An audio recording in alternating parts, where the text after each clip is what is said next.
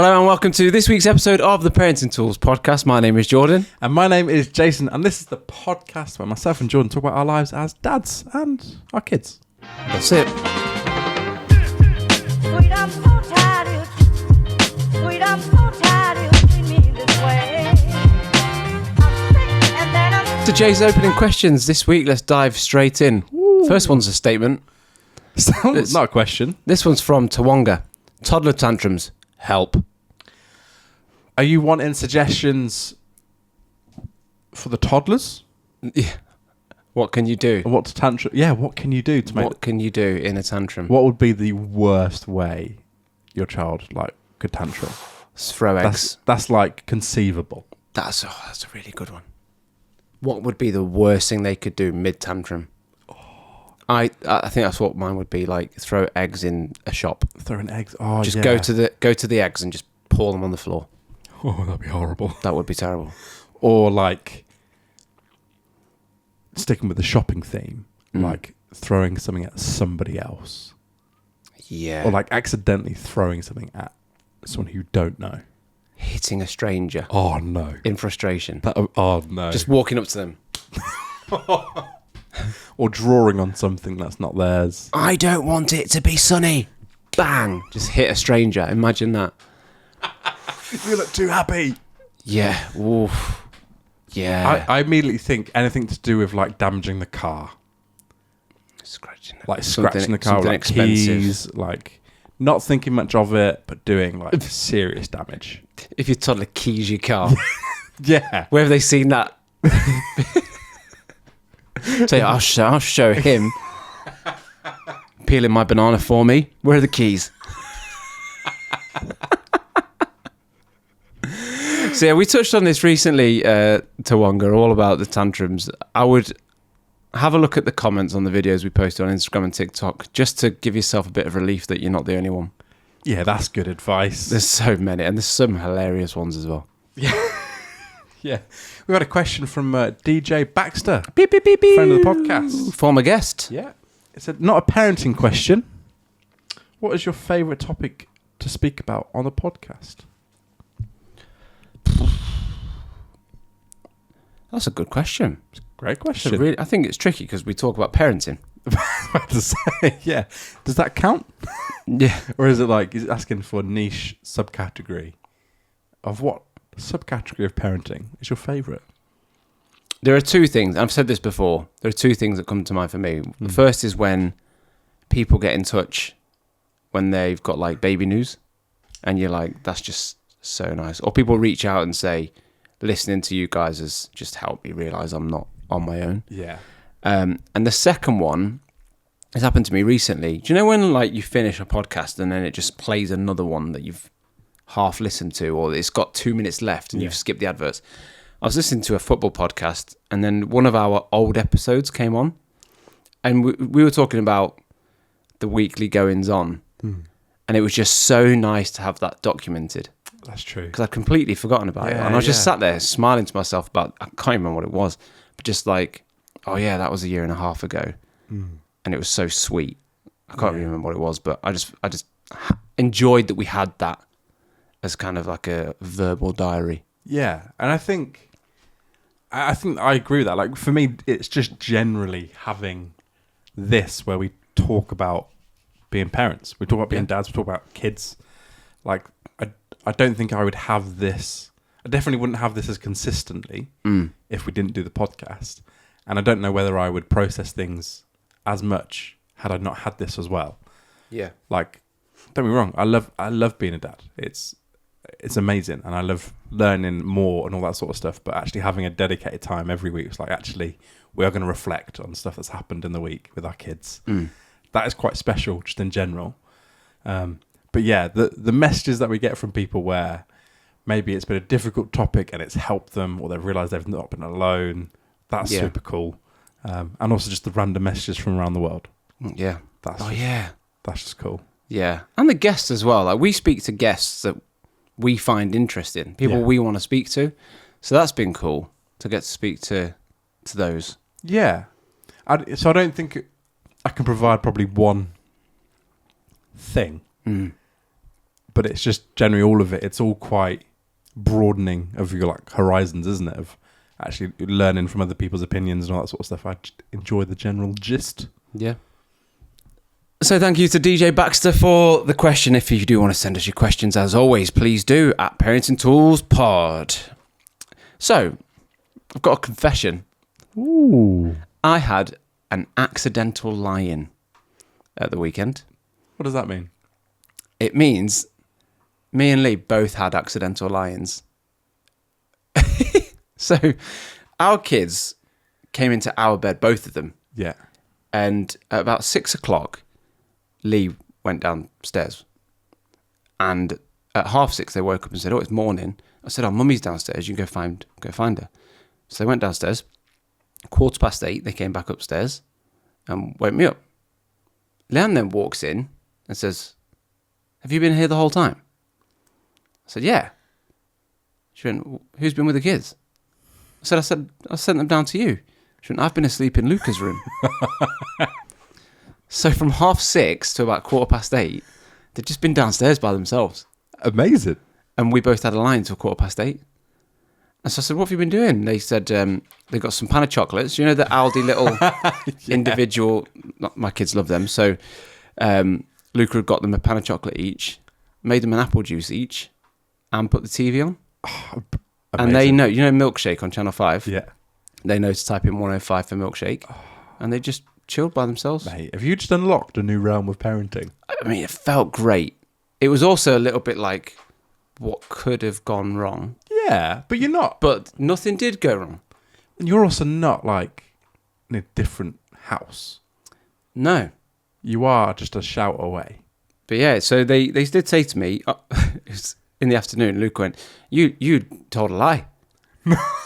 He said, you said Mummy was downstairs, and I looked for her everywhere, and I couldn't find her.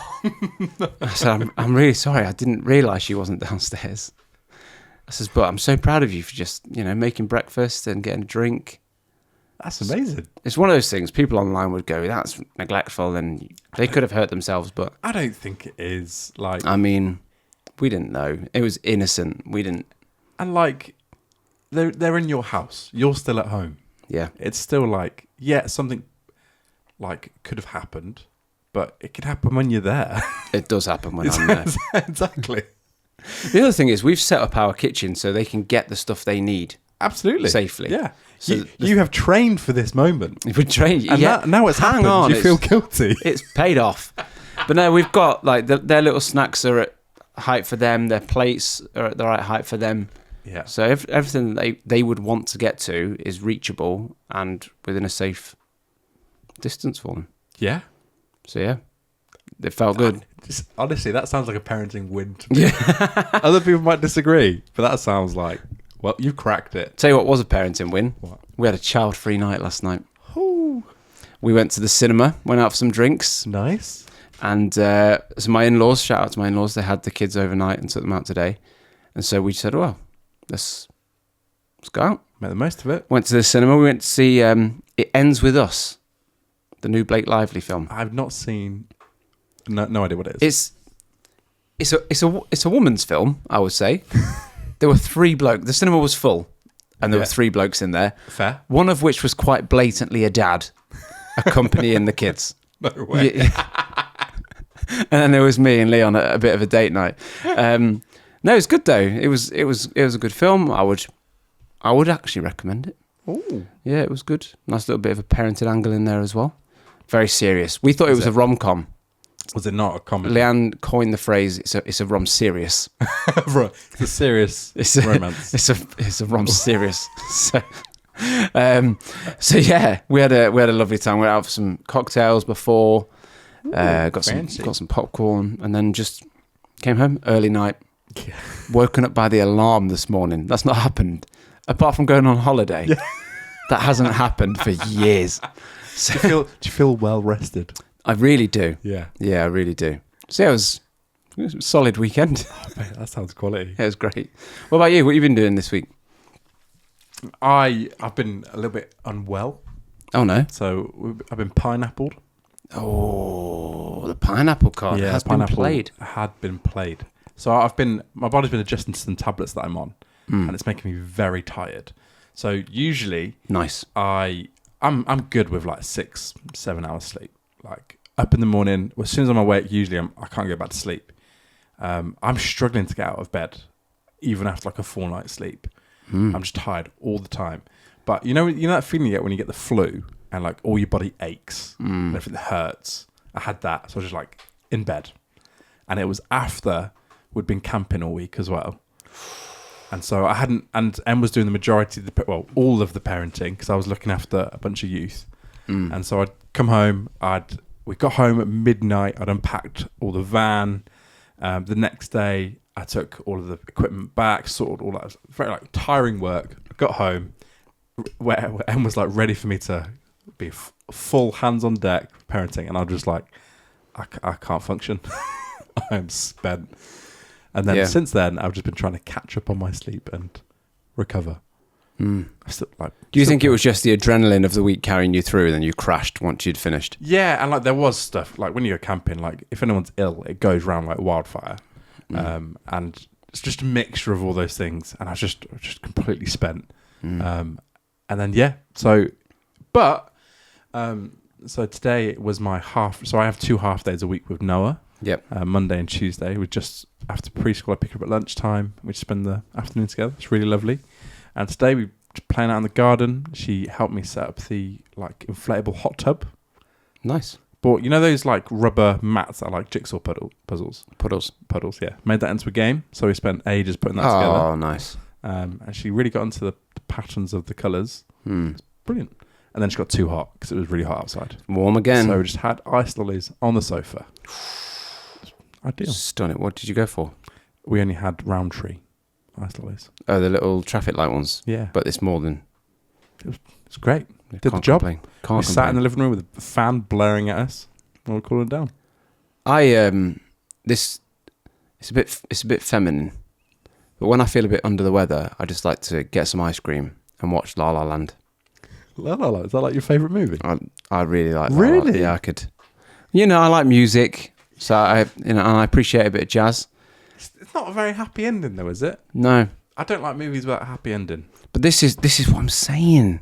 They just draw you in so much that you're... But now you know the ending. Yeah, you know any spoilers out there. But I remember I was talking to my mate's wife, and she was like, well, I just spent all that time invested in this couple, and they didn't end up together. Yeah. I was like, that's how good of a job they did. That you're disappointed that this fictional couple aren't together. There's enough misery in life as it is. Oh, it's glorious. Let it be happy. It's like jazz itself. There's so much tension. It's so miserable. Light shade. I do like jazz. And then it just doesn't end the way you think it's going to be. It's true. It's surprising. Maybe. Do you think they did that? Maybe. On purpose? The whole thing is just a... Now I've said it. Ooh. Welcome to this week's podcast of The Plot Thickens with me. It's not what you expected, but this is what you got. But yeah, when I feel a bit under the weather, get a bit of ice cream and stick La La Land on. I love a cookie dough. That's my feel-good food. I'll tell you what I did recently. Do you remember when you said that you made a milkshake? Yeah. And just dropped some ice cream into a cup and drank it, basically? I did that. So good. Honestly, there's not much that can beat it. And then I started a diet last week, so... This is not a top tool, and this is not sponsored in any way, but something that I absolutely cannot get enough of at the moment. This is not related to children at all. Just snacks. Schnacks. You know cornflake cakes? Chocolate cornflake cakes? Yeah, classic. Cadbury's do one. Do they? Yeah. I think I've had one. Is it like a caramel one? No, just a normal Cadbury's chocolate on cornflake cakes. Honestly, game changer. Really? Game changer. Because they're just one of those ones that you make with the kids when you've got a day off. And yeah. Now they're in the bakery aisle. Are they? In a lot of shops. A lot of big brand shops. Really? Big brand shout out. Without naming names. Big brand shops, other small brand shops are available. Specifically, I find them in Tesco. You might find them somewhere else. Yeah, every little helps. Cadbury's cornflake cakes. But you can just make them yourself with Cadbury's chocolate. You can, but isn't it nice when someone makes it for you? More efficient. So we posted another video last week. We did another video. Generated some split opinions. Did indeed. We don't like the word controversial. Well, It did elicit some comments. It did elicit. It did. So, Ma was in touch, wasn't he? Yeah. And said about the age-old debate: what hurts more, labour or being kicked in the balls as a man? Kicked in the gonads. And so we posted that. We didn't post our thoughts. We just posted the question. No, and you, to be fair, that you literally said in the video, I washed my hands this of. is not from us. I've washed my hands of all responsibility. Yeah. And it didn't work. So we had a few comments from. These are all from women on TikTok that have been in touch with the pain of childbirth. The first one comes from Jo. She said, I had 2 kids at 10 pounds. Big babies. But she said, kidney stones was 10 times worse. So, that's an incredible. That's a baseline. Because kidney stones men can experience as well. Yeah. So instead of now asking a man and a woman what's the difference pain, we simply find someone who's had kidney stones, a bloke. So what's more painful? Kidney stones? Or giving birth. In a way, kidney stones, you are giving birth to a kidney stone. A kid. That's Giving from birth to Friends. a kid. Oh, is it? Yeah. I told you, I'm not on board with the Friends. But even just the way it happens. So yeah, that was Joe. Thanks for that, Joe. Yeah. This is a comment that I was expecting, but also nullifies the argument that we see quite often. This is from Northern Lily, just in the north somewhere. There are types of pain your body forgets on purpose to protect you. Labour is one of those. Oh, someone's literally put like a trauma response. Like a trauma response. However, However, if that was the case for everyone, no one would say that labour's painful. Because they'd all forget. yeah, but the pain of it, the severity.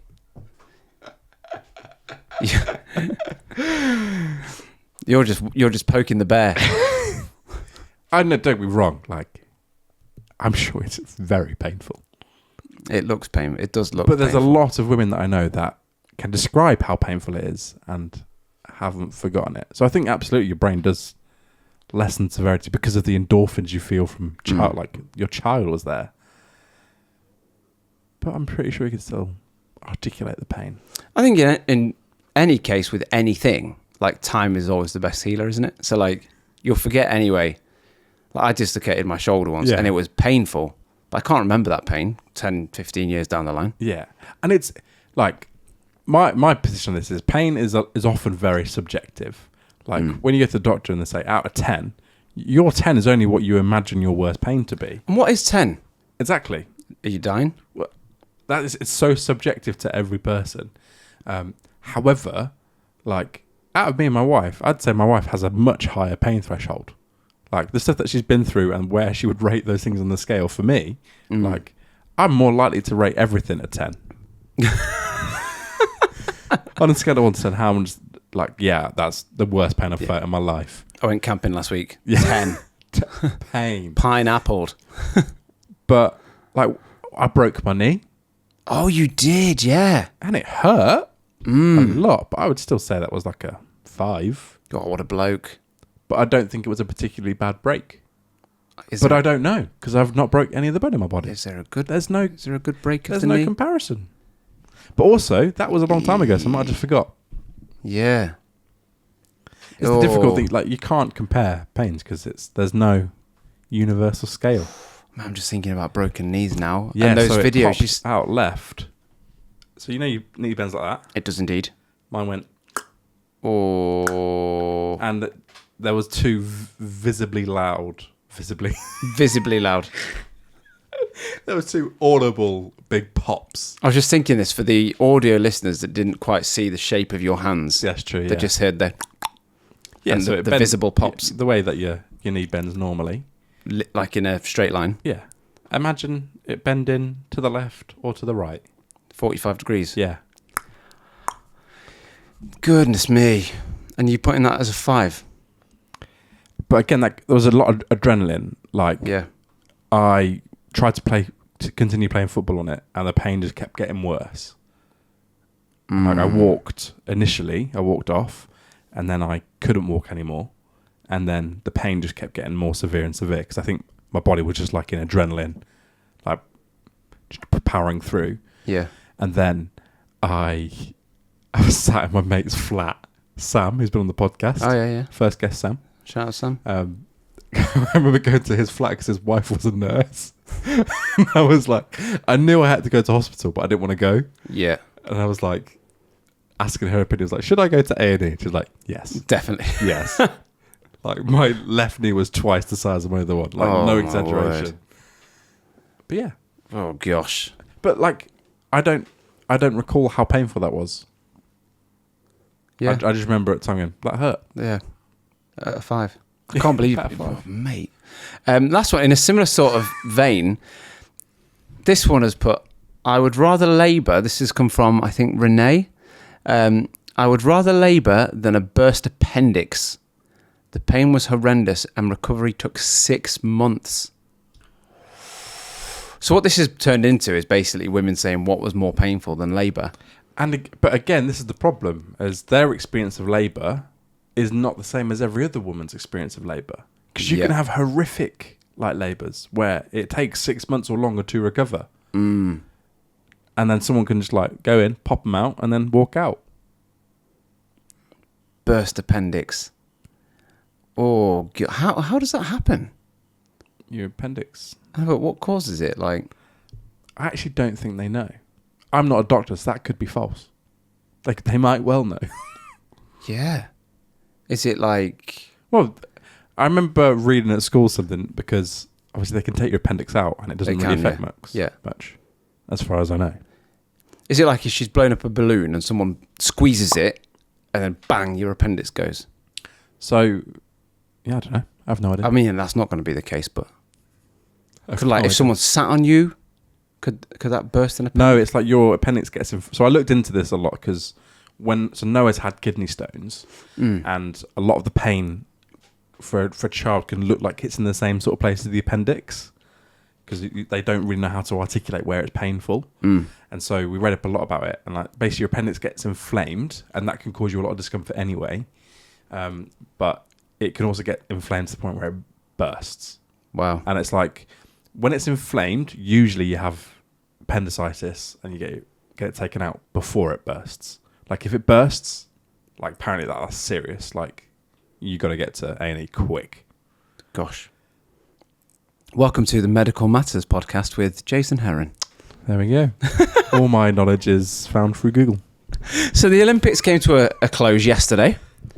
I said it on one of the recent episodes. Loved the Olympics. I'm going to be honest here. Oh, gosh. This might be a bit controversial. I don't get it. You don't get the Olympics? I get it.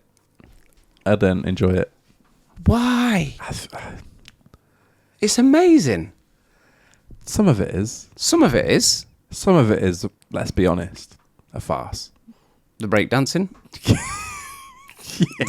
Whose idea was that? It's a terrible idea. How do you objectively judge? I think I know what. I breakdancing? think I know what happened. You know, in the gymnastics, there's the pommel horse, Yeah.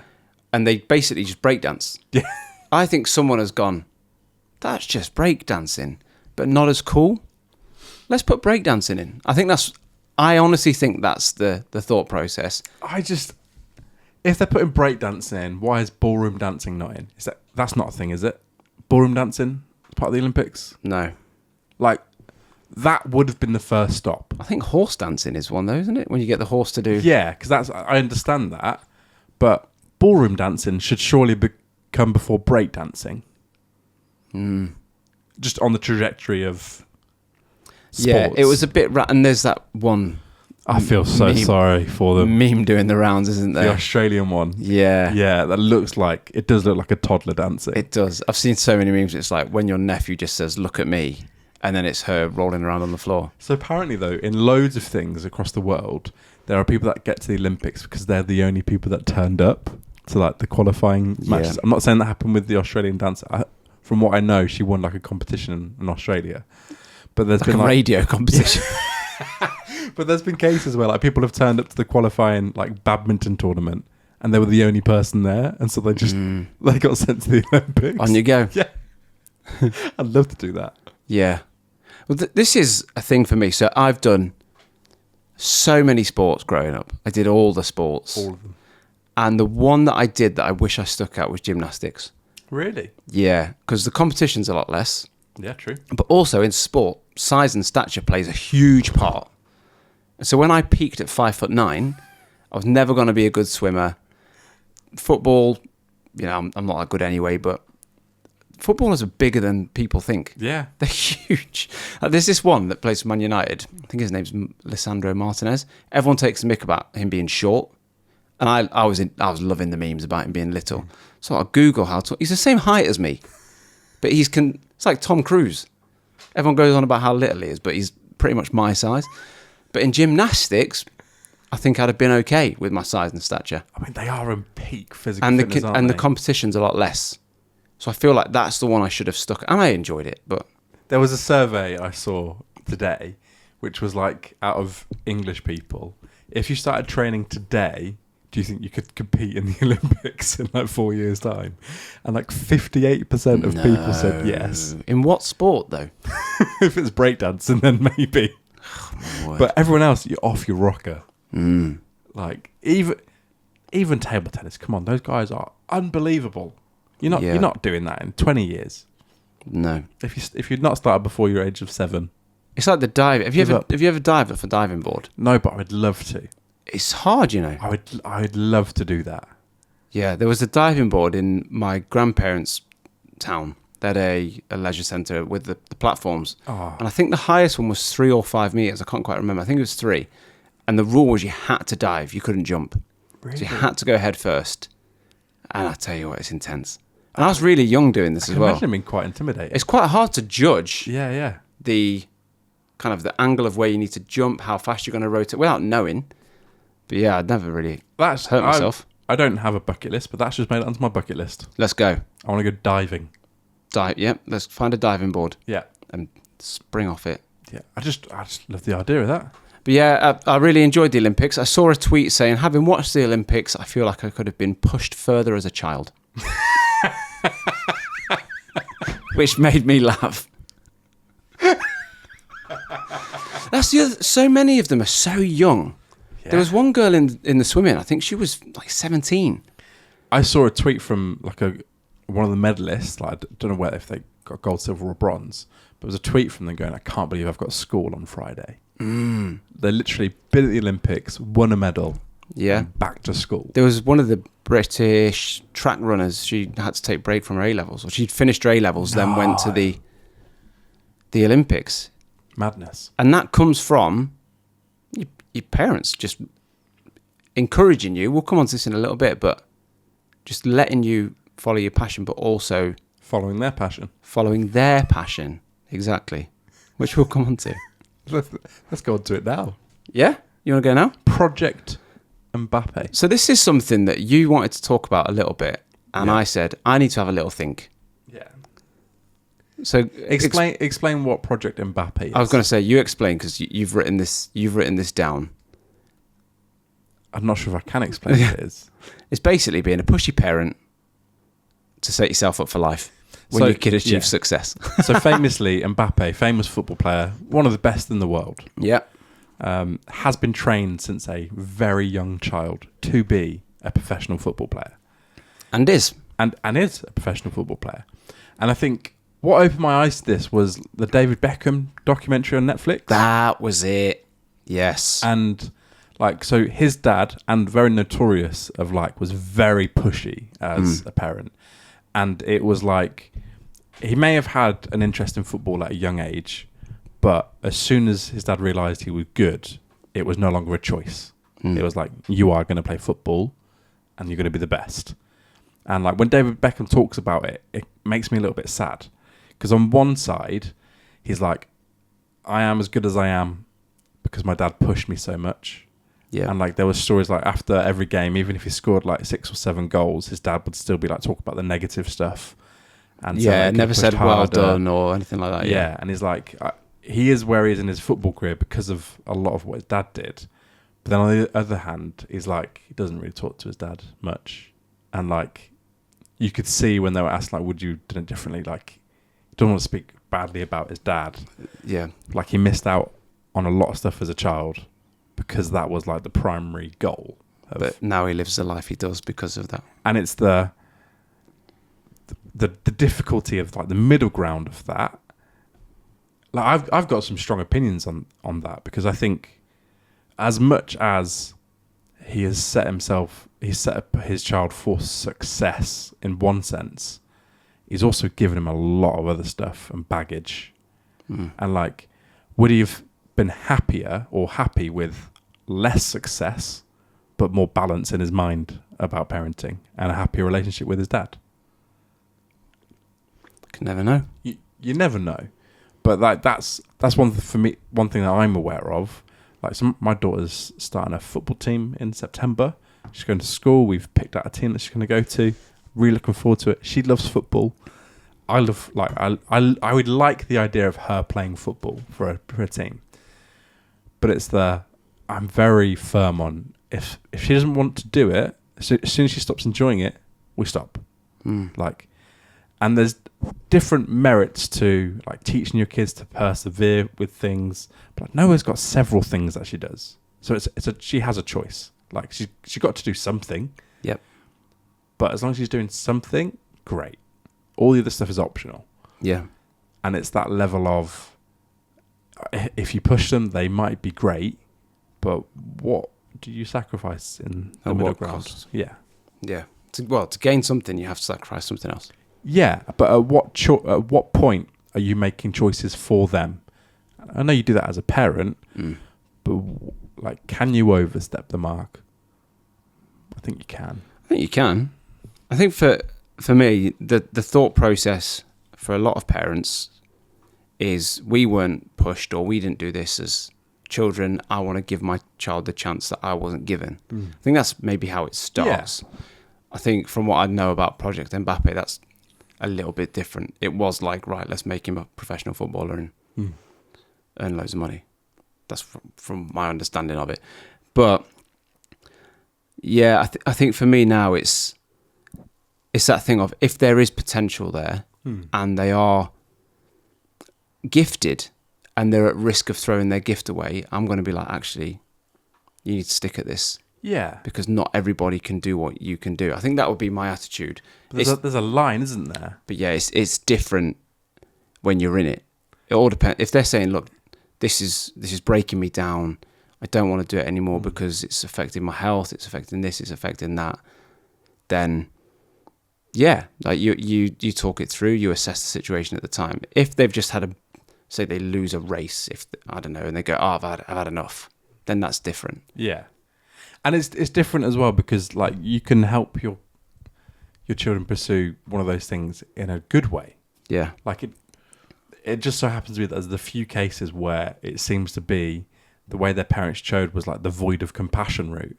And because it's effective in producing results. It creates a want and a desire in kids to like prove to their parents for like affection. But you shouldn't have to win your parents' affection, though. And that's the thing. There are plenty of amazing footballers that didn't have that pressure. Like, yes, their parents probably pushed them, and when they wanted to quit, they probably told them not to. But it was still very loving and compassionate. And I think that's just like, trying to instill greatness in our kids doesn't mean that you have to sacrifice compassion and a loving environment. And because I wish my parents had pushed me more on like piano lessons. I had piano lessons for a bit, and I didn't particularly enjoy them at the time. I wish I could play piano now. Like, I really wish I had that skill. It's never too late. I just can't be bothered. Haven't learned the lesson.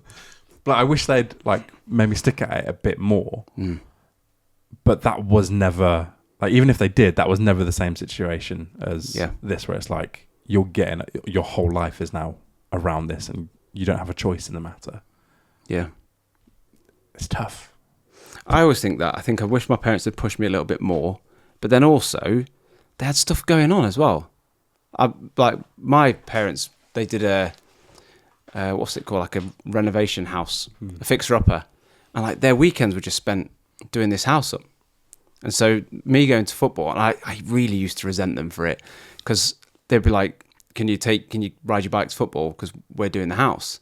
And I'd get to football, I'd be shattered. everyone else is there like getting lifts with their mum and dad, and their mum and dads would stay and watch, and I'd be there like absolutely blowing, and I'd be getting subbed off because I'm tired because I've ridden my bike like miles to get there. And I used to think, if you just bring me, I think I'd play well. I think I'd play better because my legs would work. But then you look back now and it's like, well, I was never going to make it anyway because I'm bang average at football, slightly below average. And they had other things going on as well for their life. And we couldn't live in that state because we didn't have a kitchen. And that's like part of life, isn't it? Like you now will make more like an informed decision when your kids are that age. Yeah. Because of stuff that you wanted as a kid as well. And that's just the way that life works. It's like you make, I think it's Alistair on my first 5 years, like he said, you parent either the way that your parents did or in reaction to. Yeah. It's just part of life, isn't it?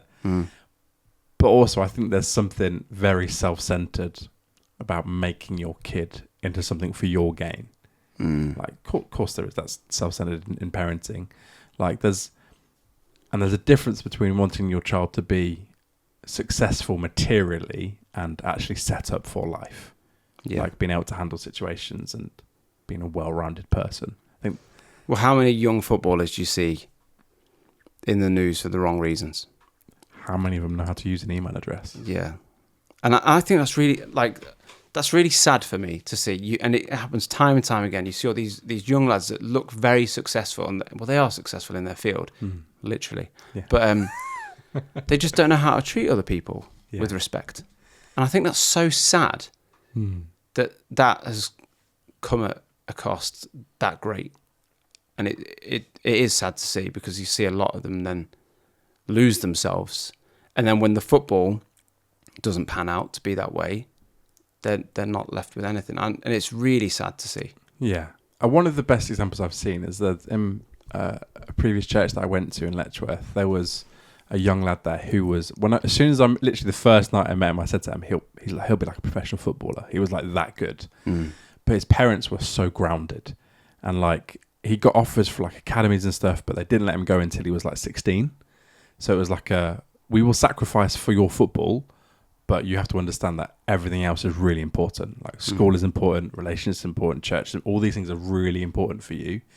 And you have to learn to manage that now, because if you do make it in football, it's only one bad season away from you not being in football for the rest of your life. Yeah. And it was like, he was the like loveliest kid, like really well-rounded. He plays for a football team now, like that's his job. Wow. Like he's only 16 and like wow. lives away from home, or at least he was. But it was like his parents were amazing at like going, we are 100% behind you, but there are also so many of the things in life that you need to like get a grip of. And it was like, he's great. Like, would he have been better if they were like sacrificing every moment to train him? Probably, but probably wouldn't be as well-rounded. I heard about this in the Olympics, it was two sisters. I think one was in the Olympics and one is going to be soon. She's in the kind of Team America setup where one's in swimming and one's in gymnastics or something. And the training is the other side of the country. So one lives with the dad in one place and one lives with the mum in another place. And they're like, oh, isn't it great? You know, family, sporty family. And I just think, well, what about your family unit? Yeah. Like how does that work? Like they might be really happy and they might have a really good balance, but I just think, how does that work practically? It's tough, isn't it? And for your marriage, it's tough. And that's the thing, that you can only, from the values that you have as a family, you just make things work. And that's like, for us, that would not work. Yeah. I know that wouldn't work for us, but it might work for them. I don't know. Americans are a bit more used to traveling around as well and stuff, aren't they? Yeah. We think 20 minutes down the road is long. Because it is. Yeah. But no, it's definitely an interesting topic, and it's one of those that we can say everything now, and in 10 years we come to it and it's very different. Yeah. And like you can't, to an extent, you can't judge another person on their parenting. Like you can judge yourself quite well. And you can learn from others and go, actually, I won't do that. But it's all in hindsight. Like you can't change anything now. And I think it's just the thing for me of like, the question is like, what is the more important thing? That they are really good at X and they land a deal in that, or is it something else? Yeah. And I think I've landed on that. Something else is more like above whatever they do. It is always more important that they're like well-rounded. They're decent people. Yeah. Yeah. Yeah, I think that's my conclusion as well. Like, I'd rather than be a decent person than rich. Yeah. Yeah. Yeah. One of those, and then it comes down to the whole, like, you get one life. You've got to make the most. And if you've got a chance of greatness, like, I'll support you to take it. But if at the time I think actually you're becoming not very nice, there's my dad. So regular listeners will know that we're Christians, but this isn't really a Christian podcast. But I was talking to my dad and we were talking about the whole, like, doing sports on a Sunday and missing church for sports, which my parents never let me do, which I'm super grateful for now. Like, genuinely I am. And I said to my dad, I was like, well, if he's got a chance, or like one of my kids has got a chance of being professional, and you have to play on a Sunday, we get one life. And I don't know if I want to kind of stand in the way of that. And my dad just said to me, like in the Bible it says, what good is it for a man to gain the world but lose his soul? And I was just like, that's so true. That's so true. Like, there's an eternity. I believe there's an eternity to play for as well. And this life, yeah, it is short, but also I don't want to sacrifice that eternity for short-term gains. Absolutely. And that goes into everything though, isn't it? It's like, and it just comes back to like, what is more important? Like, what is more important? Because at the end of the day, the stuff that you could build for success, like for money, that could all be taken away from one injury. Yeah. Like one bad season. Like I know footballers who were in like Premier League football and then just dropped down leagues. And as soon as you get to like League 2, if you get dropped out of there, you're done. Like you're back to a normal job. And it's like that can happen so easily. Yeah. So why make that your goal? Like, and mate, like absolutely, like if you've got a chance, let's do it properly. But also, just make sure you're a decent person. I say that now. Listen, training starts tomorrow. When the contract's on the table, I might be saying something different. Should we end with a quick funny things your kids have said this week? I was doing my daughter's hair the other day. So a bit of context. We were going to my in-laws and my sister-in-law was going to be there, Hannah, who is a hairdresser. Yeah. And a very good hairdresser. And so I was doing Mila's hair and I was brushing it and I was putting a bobble in. And Luke just walked in and he kind of whispered to her, but loud enough so I could hear it. And I don't know if it was intentional. So my 4-year-old just went to his little sister as I was doing her hair. He went, Mila, Hannah will do it nicely for you later. I was just like, brilliant. Sit still, bobble on. It sounds like you need to get on the YouTube tutorials. I know. And it actually looked okay. And then Hannah did it and I thought, no, it didn't look okay. Girls' hair is still a mystery to me and I've tried. It's hard work, man. It's really... So tonight, again, during bed time, it was got no out the bath. It's like, go put your pajamas on. So I went downstairs just before I was about to leave. And then she came down with 6 pairs of underwear. 6. One on normally, some on her arms, one on her head. Nice. 2 around her feet. That's what she'd chosen to be her pajamas. She didn't say anything. I just thought it was brilliant. That is funny. That is really funny. Really funny. And then I just had to leave. So see ya. Yep. All the best, then. I just think kids do the funniest things. It's like so simple, but it's just really funny. Yeah. Like the joy they find in the simplest things is amazing. Yeah, absolutely it is. And one day, I'll think, where's that innocence and joy gone? I keep seeing comments from people like, oh, you wait till they're teens. And I'm like, I just really want to enjoy this time now. Because I think the teen age years are going to be hard because you'll see a lot more of yourselves And like, there's a lot. The world's dangerous. There's a lot of stuff. Because I find that now, like if my kids are doing something and I see myself in them, I'm like, oh, that's me. That's all me. And I think you'll just see more of that when they're teens. Yeah, I think the thing that scares me is like and it's that thing of there's a lot more freedom.